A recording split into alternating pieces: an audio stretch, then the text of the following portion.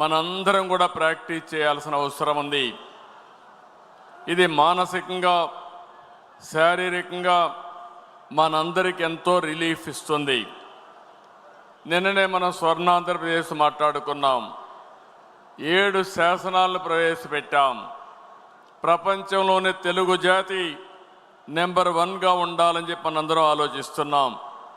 ఇవన్నీ ఉండాలంటే మీలో కూడా ఒక శక్తి పెరగాలి, ఒక ప్రశాంతమైన ఏకాగ్రత రావాల్సిన బాధ్యత మనందరిపైన ఉంది. దానికోసమే ఇటీవల ప్రధానమంత్రి గారు నన్ను అడిగి ఏదైతే 11వ ఇంటర్నేషనల్ యోగా డే పెడుతున్నాం, ఆ ఇంటర్నేషనల్ యోగా ఆంధ్రప్రదేశ్లో కేంద్రంగా పెడితే బాగుంటుంది, విశాఖపట్నంలో పెడదామని వారు నాకు సజెస్ట్ చేశారు. నేను ఇమ్మీడియట్గా ఒప్పుకున్నాను. నాకు మీ అందరి పైన నమ్మకం, రాష్ట్రం పైన నమ్మకం.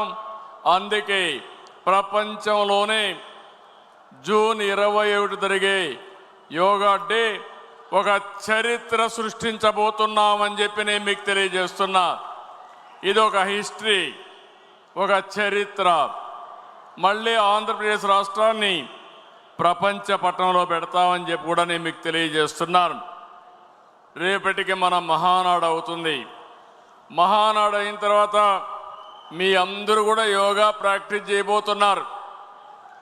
ఏ విధంగా చేయాలో కూడా సింపుల్గా చెప్తాను. అందరూ చేసి మన జీవితాల్లో ఒక మార్పు రావాలి. యోగా అనేది మన జీవితంలో ఒక భాగం కావాలి. అప్పుడే ఇది సాధ్యం అని చెప్పి కూడా నేను మీకు తెలియజేస్తున్నా. యోగా వేలాది సంవత్సరాలుగా మన దేశంలో ఉంది. నిన్న మొన్న వచ్చింది కాదు. వేదకాలం నుంచే అభివృద్ధి చెందిన ప్రాచీన విజ్ఞానం. యోగా శాస్త్రం పతంజలి మహర్షి మనకిచ్చిన ఒక వరం. యోగా మన శారీరక ఆరోగ్యాన్ని, మానసిక ఒత్తిడిని పూర్తిగా తగ్గిస్తుంది. వెరీ సింపుల్గా నేను మీ అందరికీ చెప్తున్నాను. పెద్ద పెద్ద ఆసనాలు వేయడమే కాదు, సింపుల్ ఆసనాలు. దీనివల్ల ఫుల్గా రిలాక్స్ అవుతాం. రోజుకు ఒక 20 నిమిషాలు ప్రాణాయామం చేస్తే బ్లడ్ సర్క్యులేషన్ బ్రహ్మాండంగా పెరుగుతుంది.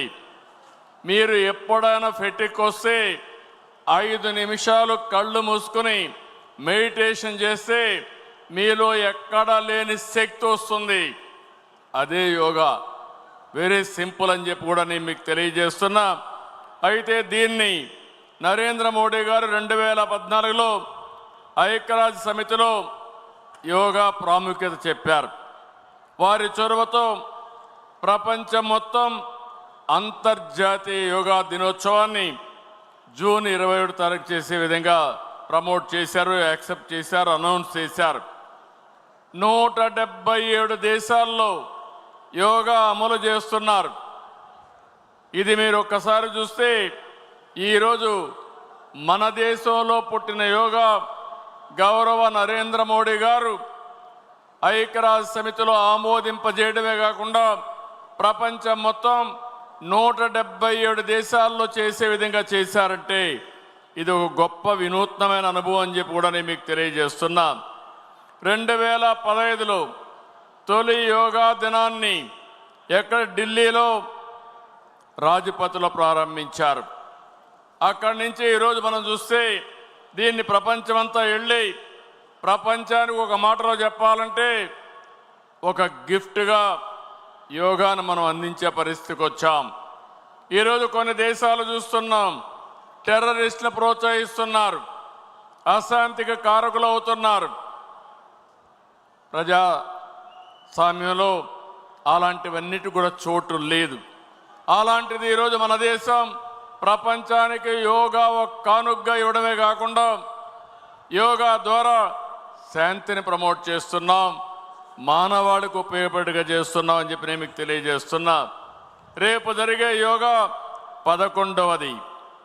ఈరోజు దీన్ని అమెరికా, యూరోప్, ఆస్ట్రేలియా అన్ని డెవలప్డ్ దేశాల్లో కూడా, అభివృద్ధి చెందిన దేశాల్లో కూడా యోగా అనేది వాళ్ళ జీవితాల్లో ఒక భాగంగా తయారైంది.